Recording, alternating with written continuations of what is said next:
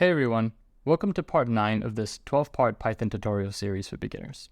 In this chapter, we're going to learn about functions in Python. This is probably one of the most critical concepts to learn, not just for Python, but for programming in general. So this chapter is going to be a little bit longer than normal just because it's that important. In Python, a function is a block of code that can be reused multiple times. Functions can accept input, and we call these things parameters or arguments. And they can also return output, which can be any type of data. By returning output, what I mean is that it makes that output, that result, available to whoever or wherever in your code you decide to use the function. So here's an example of a very simple function. The function is called sayHello2, and it accepts one input, which is a parameter called name. And inside the function, we create a new string which will say hello to the name that it receives as an input, and the function will return that string. So now let's hop over to our code editor and write a really basic function. To start creating a function in Python, you need to use the def keyword, def, which stands for define. I'm gonna call my function sayHello, like this. And it's usually good to name functions as verbs because you want functions to do something. So any word that is a verb usually makes sense. And to tell Python that this is a function, we also need these parentheses. And you don't have to put anything in them. So the parentheses will be where we put our input to the function later. But at the moment, we can create functions that don't have any input as well. And then you need to type the colon. So when you press enter, you should be indented 4 levels into the scope of the function.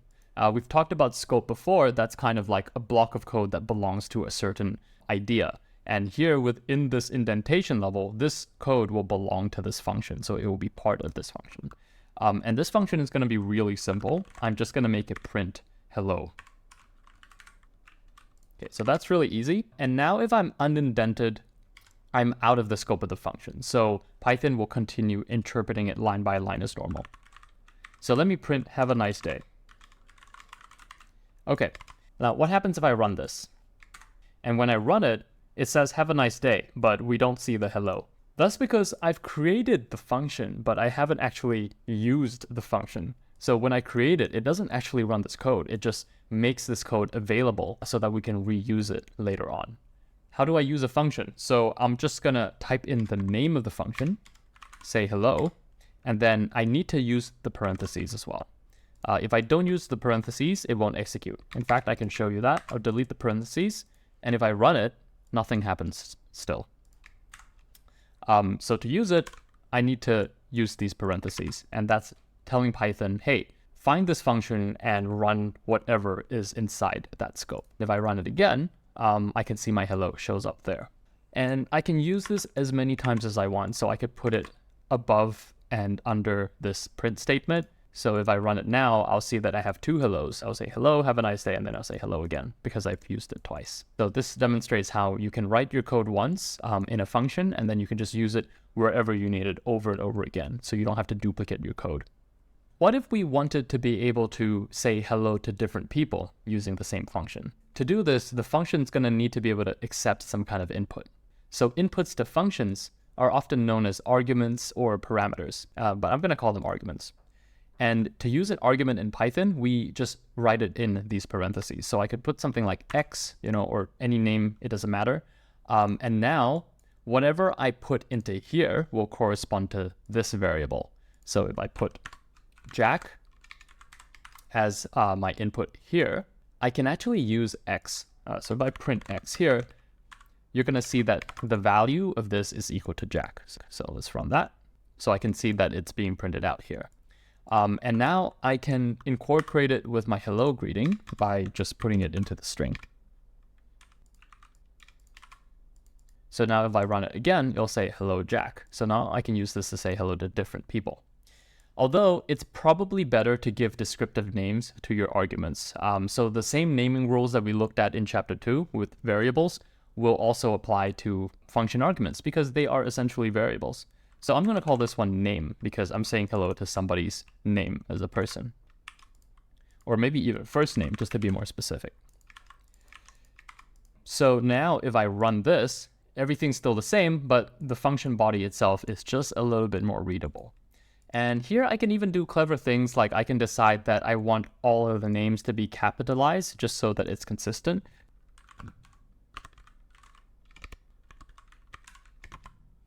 Capitalize is an inbuilt function that you can use on Python strings. So because this is a string, I can capitalize it, and that'll make sure that no matter what my input is, when I say hello or when I produce this greeting, it's going to be in capital letters.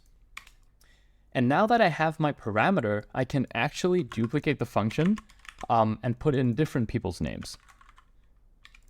So I'll say hello to Alice, and I'll say hello to Bob as well. Then when I run that, you can see that my single piece of code is reusable, and I can even supply different input to it, and it'll do something with that input.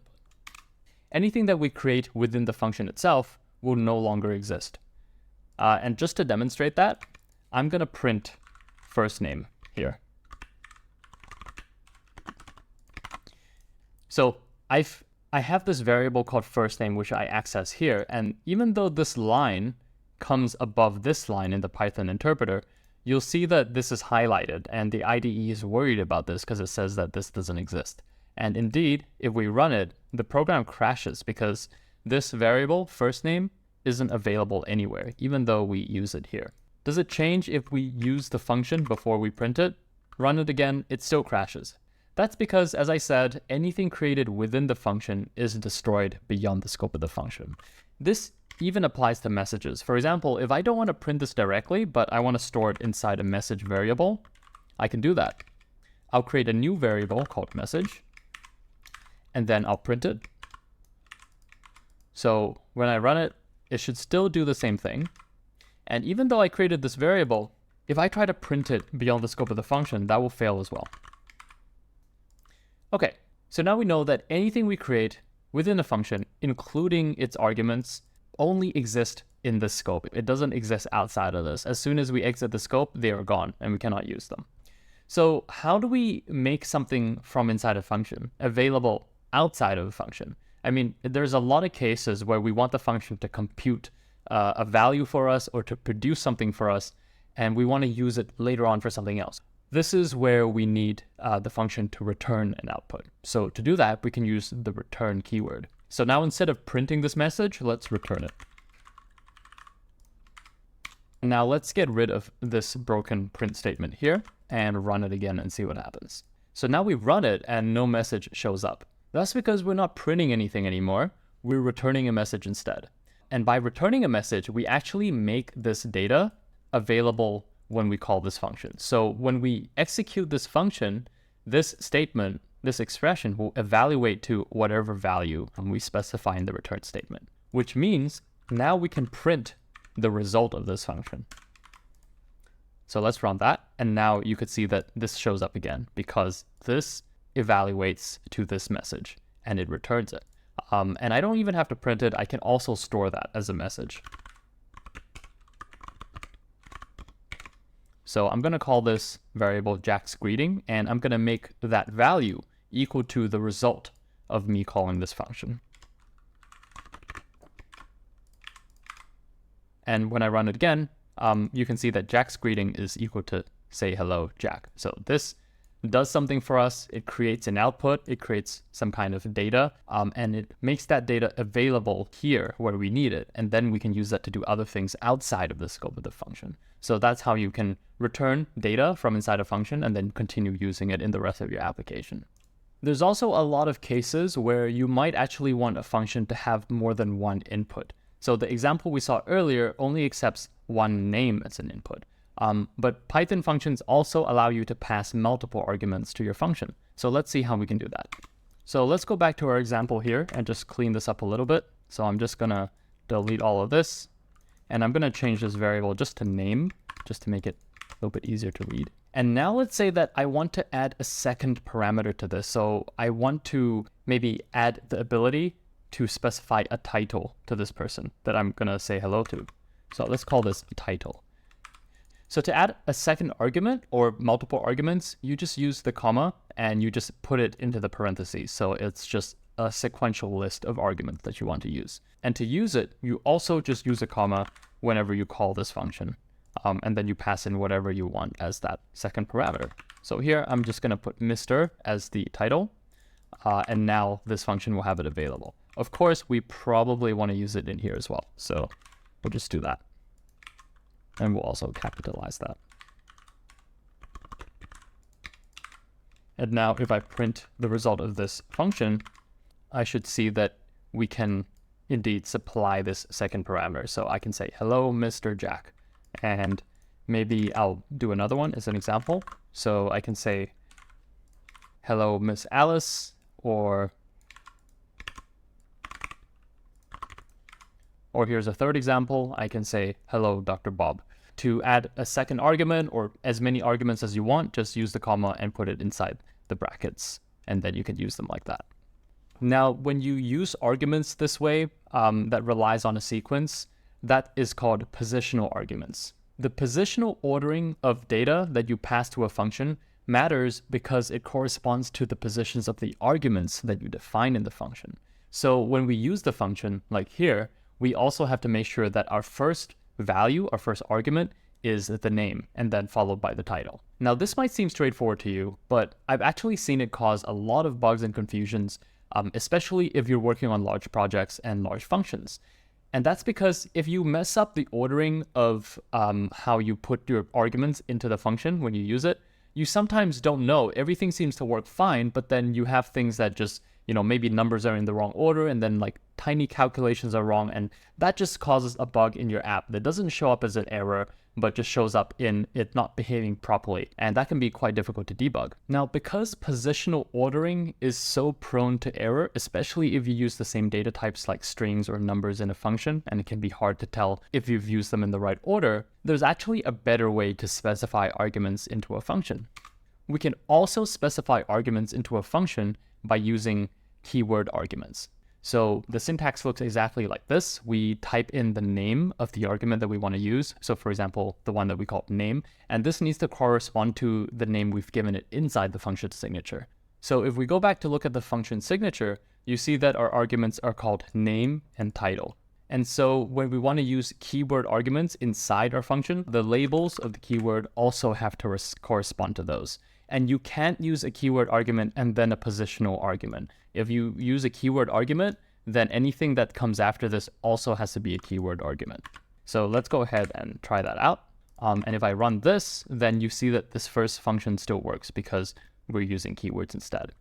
And the nice thing about keywords is that they don't have to retain the order of the position anymore. I can actually just do title first and then name later if I want to. So the order doesn't matter. If I run it, it still says, hello, Mr. Jack, and it doesn't swap them around. This also has the benefit of just being much easier to read. And this is really useful when you use functions that have a lot of arguments, and it might actually look something like this when you use it. So you might have, like X, Y, and then maybe some numbers and like a bunch of other things. And if you just look at it, sometimes you don't actually know what these values correspond to. So when you have keywords, it actually provides much more information about what this data actually is. Something like that. I'm just making this up, but I'm just trying to show you that, yeah, without the keywords, it's a lot harder to understand what's going on. Now, you're not always going to want to have every single argument of your function be something important. A lot of the times, you want your function to just do sensible things unless the user wants to override that behavior specifically. And there's a lot of examples for this, and we're going to look at them shortly. But the way we can do that is by using optional arguments. So these are like regular arguments, except that if you don't specify them or you don't provide that information when you use the function will fall back to a default that you provide. So it can run without having to have the user explicitly specify that input. So back to our code editor, let's look at these arguments. The name is obviously important if we want to have a greeting, but the title, well, not everybody cares to have a title, so we can make a default for that. And to make a default argument in Python, you can just assign a default value to it inside the signature of the function.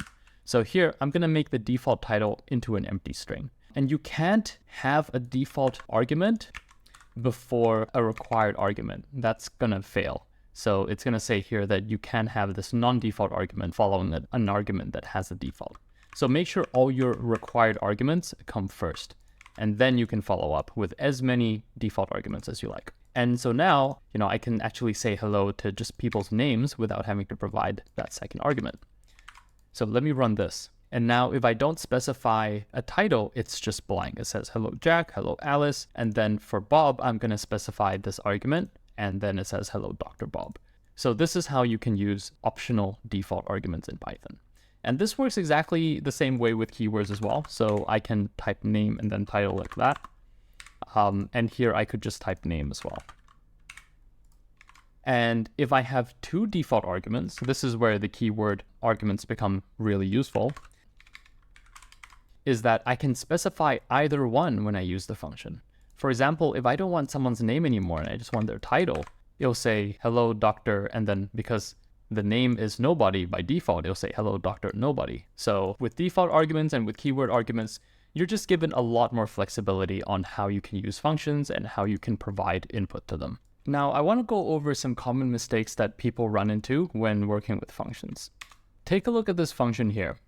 This function accepts a message, a string, as input, and it changes the string by appending a few exclamation marks to it. So the idea is that if I say hello world and I try to shout it, then this becomes hello world with exclamation marks because these things are added to the message. Let's see what happens when we actually run this, because that's my expected output. And when I run it, you can see that the exclamation marks haven't been added to hello world. So what's going on here? Why didn't this get added? Let's even print that message.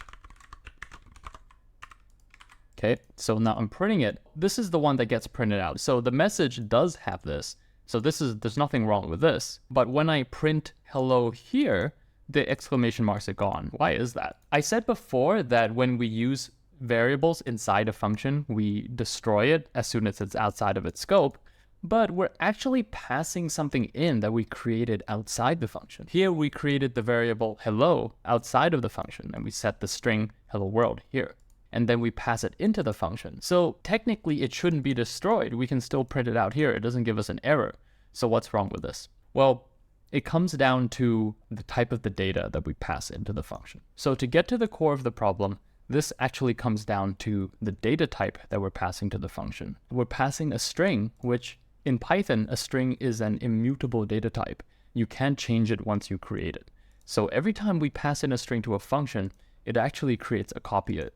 It actually creates a copy of itself. This is true of all primitive data types. Simply put, some data types can change once you create them and some cannot. You're passing a duplicate copy that's kind of just copied on the spot when you pass it on. So back to our example, when we're actually using this message here, this message is no longer this variable here. This is a copy of this information. And when we add the exclamation mark to the message, we are setting this new value back into this variable, but it doesn't reach this one because this reference is not there anymore. So to fix this problem, we can instead return the new string that we've created here and use that instead. And we've looked at return before, so this is the way to make some data inside a function available outside of that function.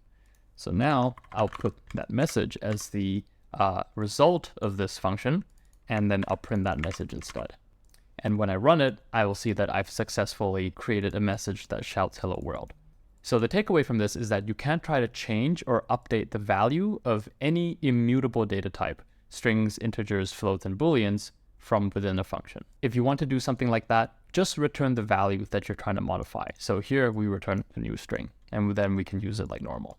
Inversely, if you pass in a mutable data type into a function, like a list, a dictionary, or a set, you can actually change the contents with the function.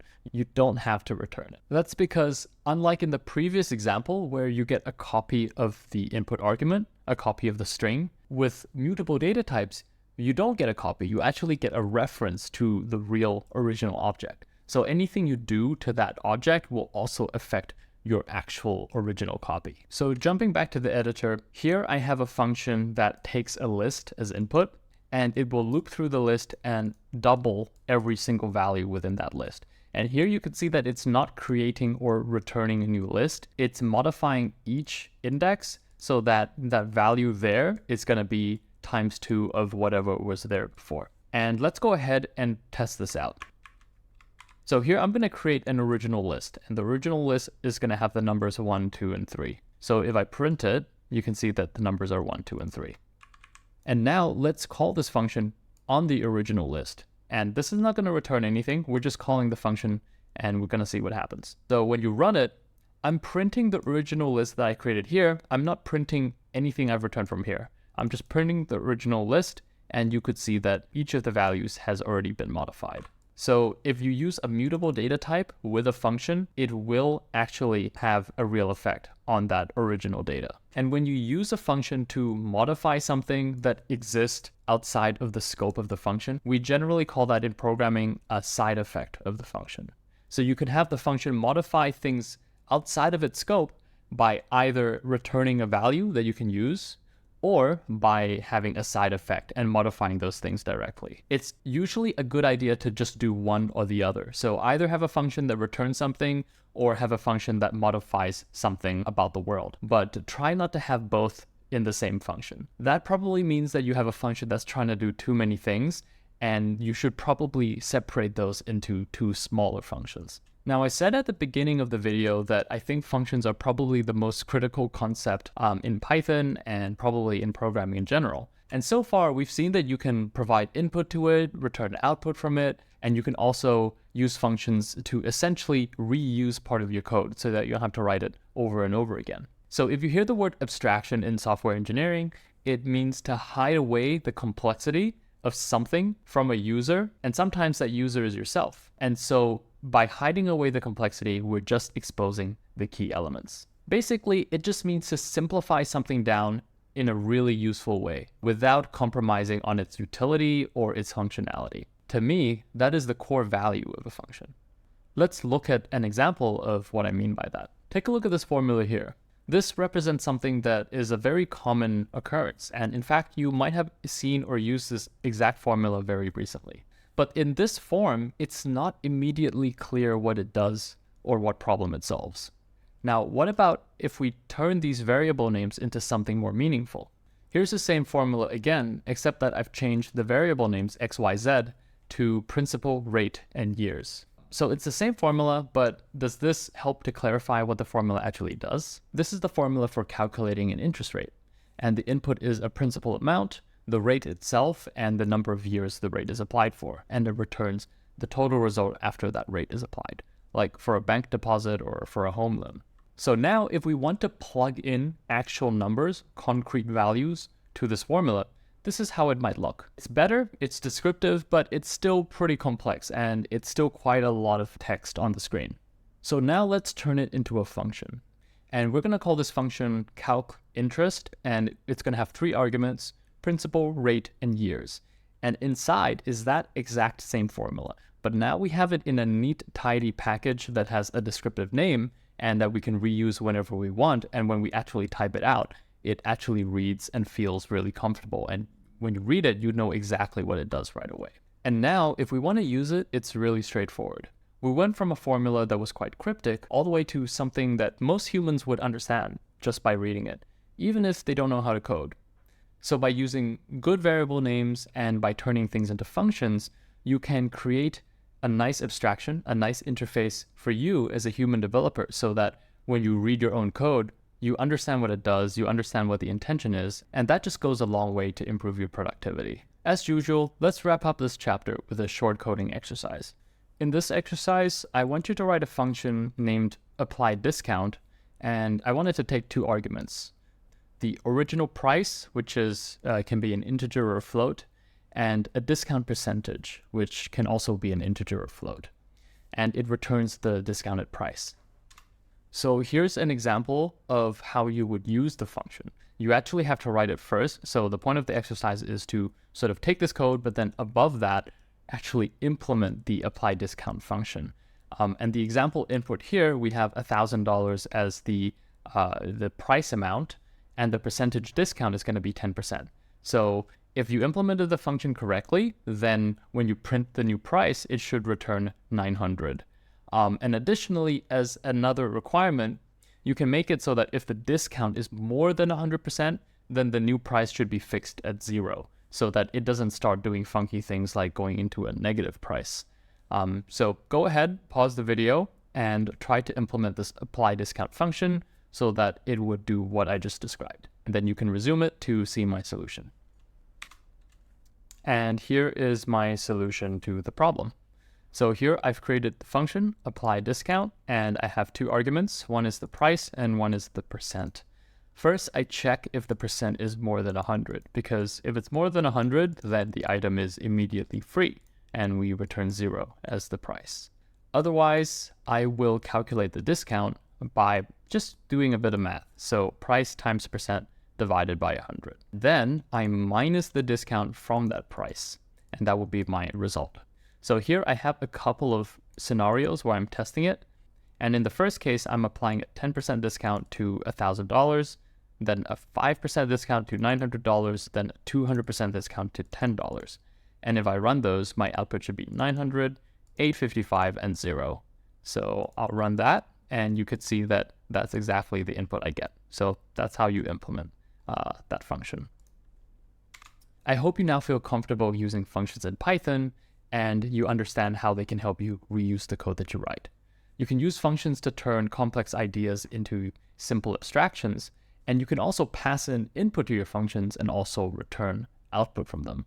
So have them calculate a result for you or do side effects to something else within your application. See you in the next chapter, where we'll look at how to get a user's keyboard input directly from the terminal so that we can finally make our Python scripts interactive.